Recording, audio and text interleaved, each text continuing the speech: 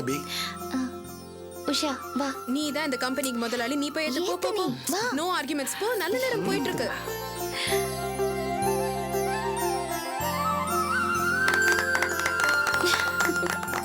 இந்தா. உஷா போங்க.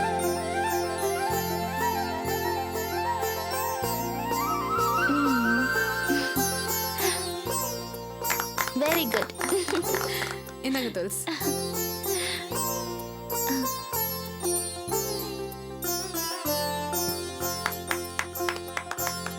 இந்தாங்க. சார் என்னங்க சார்? Thank you. சாந்தி நீங்க. என்னங்க? வாங்க. தேங்க்ஸ்.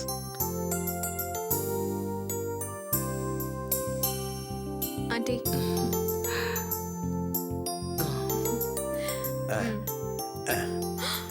போதும் இது அதிகமா தெரியல. போதும் போதும்.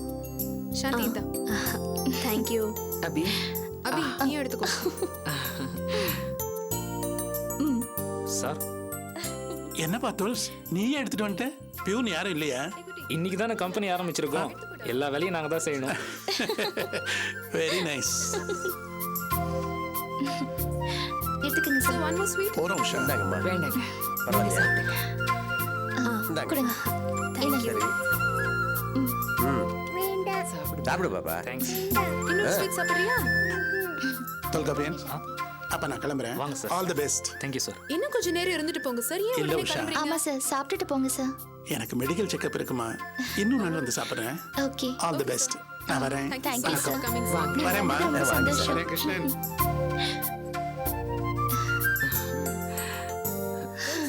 நீங்க சாப்பிடுங்க. அபி என்னம்மா? நான் கிளம்புறேம்மா. என்னம்மா அதுக்குள்ள? வீட்டுல நிறைய வேலை இருக்கு. சரி கிளம்பு. வரேம்மா. Okay, aunty. வரேன். வாங்கம்மா. சாந்தி, எனக்கு இந்த ஜூஸ் எல்லாம் பத்தாது. நீங்க என்ன பண்றீங்க? ஒரு 10 நிமிஷத்துல எனக்கு ஃப்ரெஷ்ஷா ஃபில்டர் காஃபி ஸ்ட்ராங்கா போட்டு கொடுக்குறீங்க. ஓகே? ஏங்க என்னங்க இது? ஏதோ வீட்டில் ஆஃபீஸ் வச்சுக்கலான்னு பார்த்தா நீங்க ஹோட்டல் ரேஞ்சுக்கு டீ மசால் வடலாம் ஆர்டர் பண்றீங்க.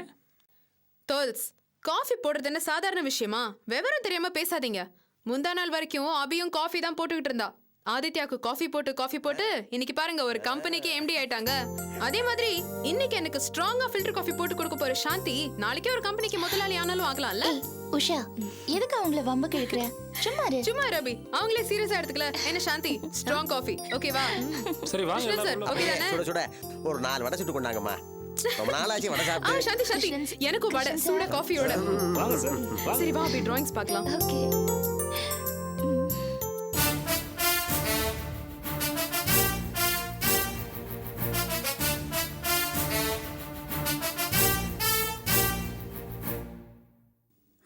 மூணு 4 5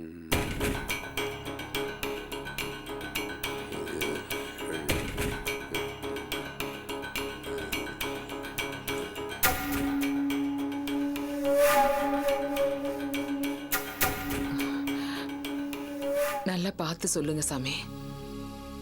கோர்ட்டு படி ஏறி கிட்டத்தட்ட வாழ்க்கையே இழந்துட்டு நிக்கிறா என் பொண்ணு. மூத்த பொண்ணோட ஜாதகம் தானே இது? ஆமா சாமி. இப்போ புதுசா சொந்தமா ஒரு தொழில் ஆரம்பிச்சிருக்கா. நேரங்காலம் நல்லா இருந்தா இவ்வளவு தூரம் துயரம் பட்டிருக்க மாட்டா. நேரங்காலம் மட்டும் இல்லம்மா, ஒருத்தர் நல்லா இருக்கிறதுக்கும் கஷ்டப்படுறதுக்கும் நிறைய காரணங்கள் இருக்குமா. என்ன சாமி சொல்றீங்க? என் மகளோட ஜாதகத்துல ஏதாவது கோளாறு இருக்கா? அம்மா, நான் எதையும் ஒளிச்சு மறைச்சு பேசுற ஜோசியம் கிடையாது. நான் கத்துக்கிட்ட தொழில் என்ன சொல்லுதோ அதைத்தான் நான் சொல்லுவேன். உங்க பொண்ணு அபிக்கு மாங்கல்ய தோஷம் இருக்குதும்மா. அந்த பொண்ணோட பிரச்சனைக்கு காரணமே இந்த மாங்கல்ய தோஷம் தான். இதுக்கு என்ன பண்ணணும் சாமி? இதை நீங்க முதல்லயே பார்த்திருந்தா கல்யாணம் ஆன புதுசுல புருஷன் கையால இன்னொரு தாலிய கட்ட சொல்லி இருக்கலாம். அது ஒரு பரிகாரமா இருந்திருக்கும். அது எங்களுக்கு தெரியாம போச்சு சாமி. இப்போ என்ன பண்ணலாம்? ஏதாச்சும் நிவர்த்தி இருக்குங்களா? ஒரே ஒரு பரிகாரம் இருக்குமா. அந்த மாங்கல்யம் உங்க பொண்ணு கழுத்துல இருக்கக்கூடாது. அதை கழட்டி ஏதாவது ஒரு கோயில் உண்டியில காணிக்கையா செலுத்திட்டு வர சொல்லுங்க. அதுக்கப்புறம் நல்லது நடக்கும். என்ன சாமி சொல்றீங்க? ஏமா, நான் சொல்றதுல உங்களுக்கு நம்பிக்கை இல்லையா? அப்படி இல்லை சாமி. என் பொண்ணு அவ புருஷனை விட்டு பிரிஞ்சிட்டா.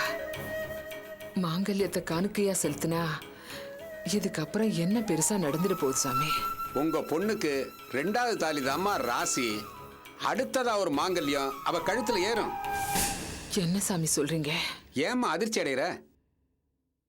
ஜாதகம் சொல்லுதும்மா, இந்த பொண்ணுக்கு 2வதா ஒரு கல்யாணம் நடக்கும்.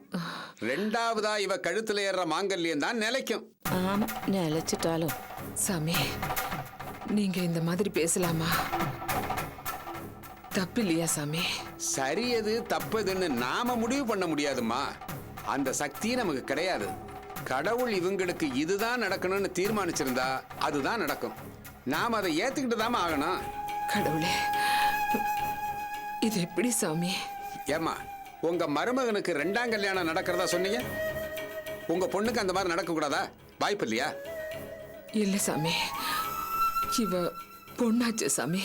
இப்ப நிறைய மாறிக்கிட்டு வருதுமா. என்கிட்டயே 2ஆம் கல்யாணத்துக்கு ஜாதக பொருத்தம் பார்க்க சொல்லி கொஞ்ச நேரத்துக்கு முன்னாடி ஒரு பொண்ணு வந்துட்டு போச்சே.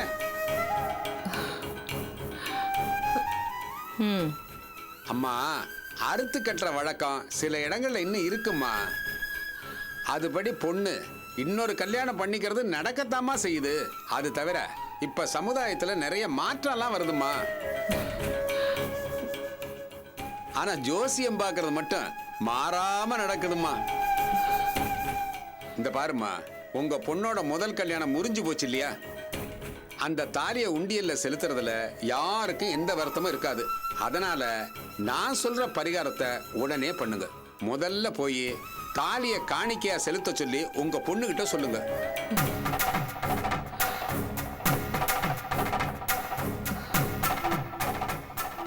சரி சாமி. என் பொண்ணு சொந்தமா தொழில் ஆரம்பிச்சிருக்கான்னு சொன்னேனே.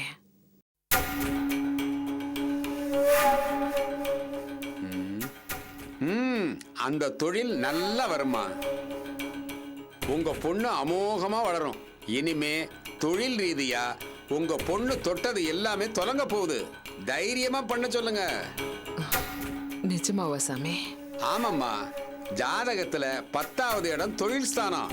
அது உங்க பொண்ணு ஜாதகத்துல ரொம்ப சிறப்பா அமைஞ்சிருக்குமா. அவங்க தொழில்ல கொடி கட்டி பறக்க போறாங்க பாருங்க. ரொம்ப சந்தோஷம் சாமி.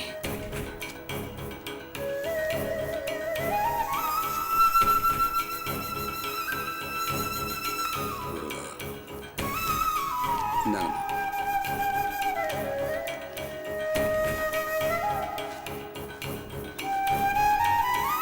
வரேன் சாமி. வாங்கம்மா.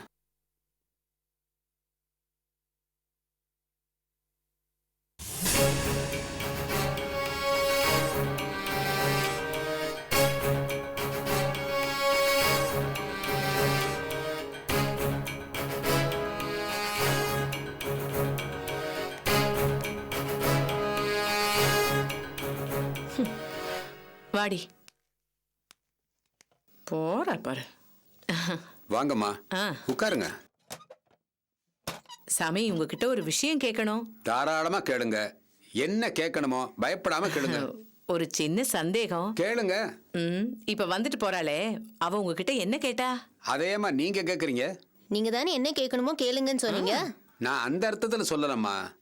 ஜாதகம் பார்த்துட்டு போறாளா அவ? ஏம்மா, அவங்க என்ன உங்களுக்கு சொந்தமா? சொந்தமா? அதெல்லாம் ஒரு மண்ணும் கிடையாது. அப்புறம் ஏம்மா இந்த மாதிரி விசாரிக்கிறீங்க? ஏங்க, இப்ப விசாரிச்சா என்னங்க? கேட்டா நீங்க சொல்லுவீங்கல்ல? இல்லம்மா, நீங்க கேட்டாலும் நான் சொல்ல முடியாது. எங்களுக்குன்னு ஒரு தொழில் தர்மம் இருக்கு. பெரிய டாக்டர் மாதிரில பேசுறீங்க. நீங்க ஒன்னும் சொல்ல வேண்டாம். வாசல்ல நின்னு உங்க பேச்செல்லாம் கேட்டுக்கிட்டு தான் இருந்தேன். நீங்க பாட்டுக்கு உங்க இஷ்டத்துக்கு அளந்து விட்டுக்கிட்டே இருக்கீங்க. அம்மா, முறையா நாகரிகமா பேசுறதுக்கு முதல்ல கத்துக்குங்க. ஆமா, என்ன வேணும் உங்களுக்கு? இருங்க, இந்தாங்க, இது என் புள்ள ஜாதகம். இதுல தெரிஞ்சிடும் நீங்க சொல்றது நிஜமா இல்ல புழுகான்னு. திறக்கவா?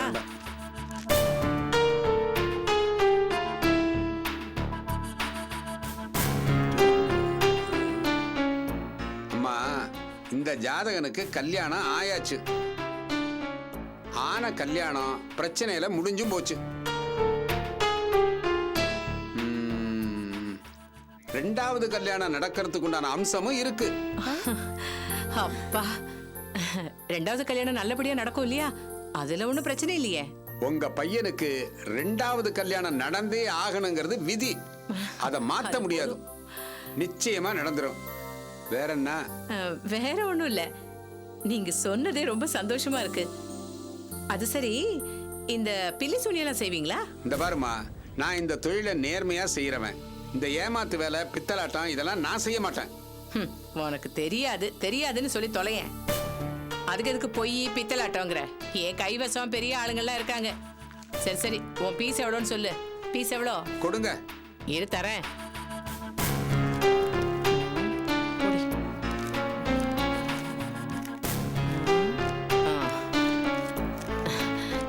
இந்த இந்த 10 ரூபா.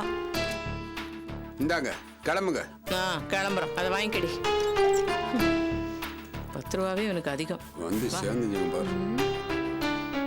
அம்மா அம்மா, ஒரு நிமிஷம். அந்த ஜோசியக்காரர் சொன்னதை கேட்டியா? அபியன் என்னமோ பிசினஸ்ல கொடி கட்டி பறப்பாங்களாம். அவ கொடி கட்டி பறப்பா. அவ வீட்டு வாசல்ல கொடியை கட்டி துணியை காய போடுவா. மூஞ்சிய பாரு. இவன் ஒரு கண்ணு தெரியாத கபோதி பையன். இவன் சொல்றத நீ நம்புறியாக்கம்? அது இல்லம்மா, நிஜமாவே ஜோசியக்காரர் சொன்ன மாதிரி அபியன் அப்படி ஆயிட்டாங்கன்னா வர விட்டுருமா? அப்புறம் நானும் பாஸ்கர் எதுக்கடி இருக்கோம்? வாடி, வேலையை எடுத்து போய் 1 மணி நேரம் வேஸ்ட்.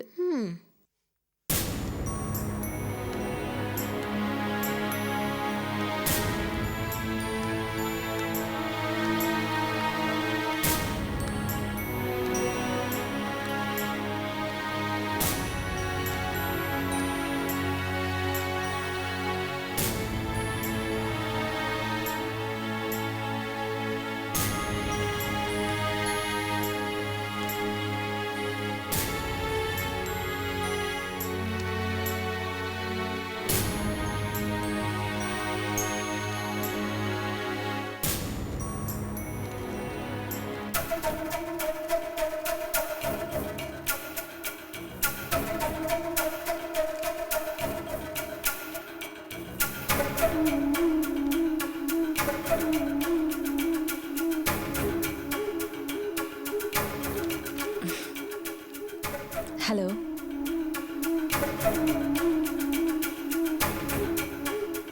என்ன விஷயம்? நான் அபிகிட்ட கொஞ்சம் பர்சனலா பேசணும். பரவாயில்ல, இவங்க என் க்ளோஸ் ஃப்ரெண்ட்ஸ். எந்த ரகசியமும் இவங்க கிட்ட இருந்து மறைக்கணுங்கிற அவசியம் இல்லை. சொல்லுங்க.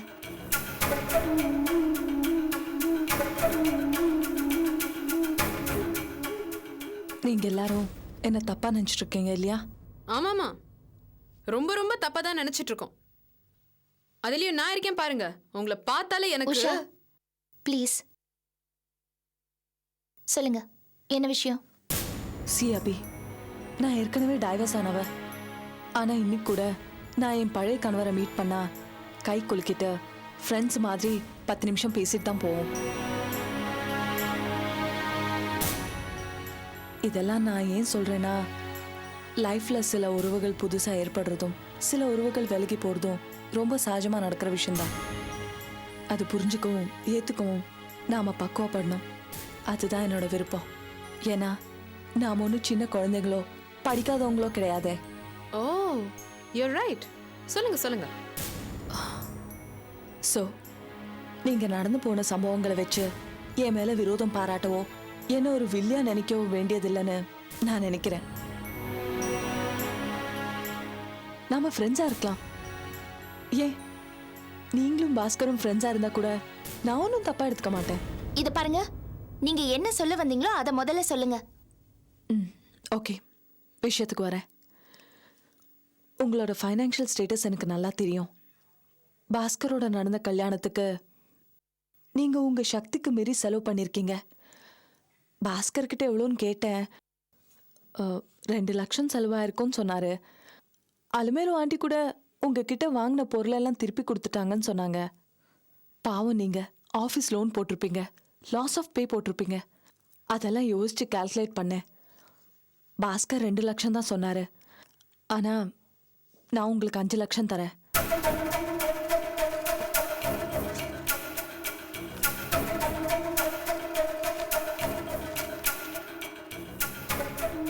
தயவு செஞ்சு இதை வாங்கிக்கங்க.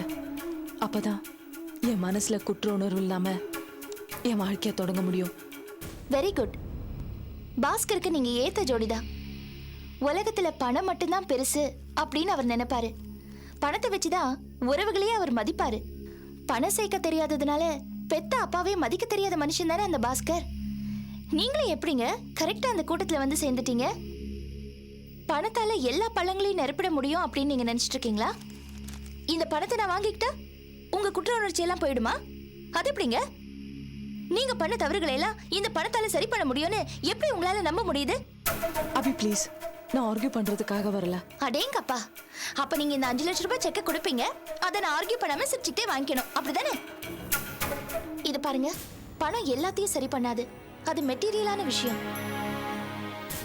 வாழ்க்கையில எல்லாத்தையுமே பணமாவும் பொருளாவும் பார்க்க முடியாது. அதுல உணர்வுகளுக்கு ஒரு முக்கியமான இடம் இருக்கு. உங்ககிட்ட இல்லாத பணமா? ஏகப்பட்ட பணத்தை வச்சுக்கிட்டு நீங்க ஏன் பாஸ்கர் மாதிரி ஒரு ஆளை துணையா தேடணும்? நானும் 3 மாசம் பாஸ்கருக்கு பொண்டாட்டியா வாழ்ந்தவ. அப்போ நான் பட்ட வேதனையை உங்களால திரும்ப வாங்கிக்க முடியுமா? நான் பட்ட கஷ்டங்களை எல்லாம் உங்களால ஈடுகட்ட முடியுமா? இல்ல நான் இழந்து போன சந்தோஷங்களை உங்களால திருப்பி தர முடியுமா? சரி, அதெல்லாம் வேண்டாம். நான் மிஸ் அபியா இருந்து பாஸ்கர் கூட கல்யாணம் ஆன பிறகு அபி பாஸ்கரா நான் கொஞ்ச காலம் வாழ்ந்தேன்ல. அதுக்கப்புறம் நான் அவரை விட்டுட்டு வெளியில வந்துட்டேன். ஆனாலும் சில பேரு என்ன பாஸ்கரோட முன்னாள் மனைவின்னு தானே சொல்றாங்க. ஏன் நீங்க கூட பாஸ்கரோட முன்னாள் மனைவிங்கிறதுக்காக தானே காம்பன்சேஷன் கொடுக்க வந்திருக்கீங்க. உங்களால அந்த பழைய அபிய திருப்பி தர முடியுமா?